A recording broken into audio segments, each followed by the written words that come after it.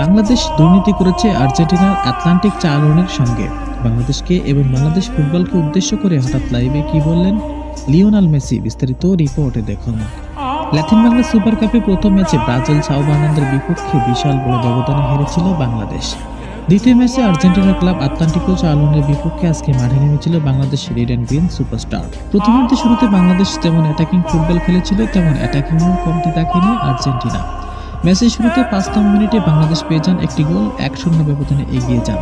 তখন আর্জেন্টিনা আরও বেশি অ্যাটাক করতে শুরু করেন, কারণ গোল তো শোধ করতে হবে। কিন্তু হিটে বিপরীত হয়ে গেল। বাংলাদেশ আরও একটি গোল দিলেও হজম করতে হলো আর্জেন্টিনাকে। ম্যাচের তখন ২৬তম মিনিট, ২-০ ব্যবধানে বাংলাদেশ এগিয়ে যান। এরপর অবশ্য একটি গোল অফসাইডের কারণে বাতিল করা হয়েছিল। দ্বিতীয়ার্ধের শুরুতে দারুণ অ্যাটাকিংয়ে ছিলেন আর্জেন্টিনা। ৫০তম মিনিটে ব্যবধানটা ১-১ করে ফেলেন আর্জেন্টিনা। এরপরে একের পরে এক আক্রমণ পাল্টা আক্রমণ। ম্যাচের তখন ৭৩তম মিনিট, বাংলাদেশের ডিফেন্ডার ৩ নম্বর যাচ্ছে পরিহিত।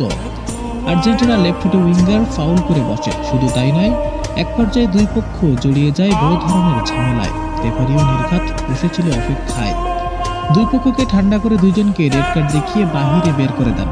এর মধ্যেই এক পক্ষ আরেক পক্ষকে মারামারিতে লিপ্ত হতে দেখা যায়। শুধু তাই নয়, গায়ে হাত দিয়েও মারামারি করতে দেখা গিয়েছে। যাই হোক, এক পর্যায়ে নিয়ন্ত্রণে সবশেষ ১-১ ড্র করে বাংলাদেশ ও আর্জেন্টিনা।